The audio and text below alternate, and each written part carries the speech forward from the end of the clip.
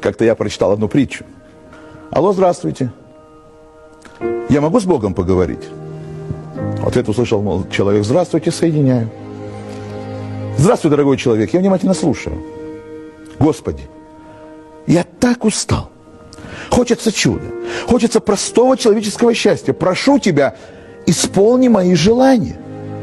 Конечно, дорогой, все что угодно. Но сначала, говорит Господь, я тебя соединю с отделом уже исполненных желаний. И постарайся понять, какие же ты ошибки допускал в прошлом. Металлический голос трубки. Подождите, пожалуйста. Сейчас соединим вас с оператором отдела желаний. Жду. Приветствую вас. Что бы вы хотели узнать? Здравствуйте. Меня к вам перенаправил Господь. И сказал, что прежде чем просить новые желания, исполнение новых желаний, хорошо бы послушать прежние. Понятно, минуточку. А вот, все ваши желания. Вы слушаете? Да, внимательно. Хорошо. Начинаю с последнего.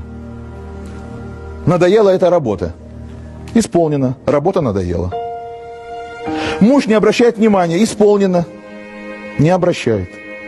Ой, мне бы немного денег. Исполнено. Денег немного. Дети непослушные. Исполнено. Дети непослушные. Ой, ну хоть бы в отпуск, хоть куда-нибудь. Исполнено. К теще на дачу. Ей как раз рабочая сила нужна. Ну вот, что такое? Никто цветов не подарит. Исполнено. Не подарит. Продолжать? Здесь примерно на год чтения. Нет, нет, я все понял.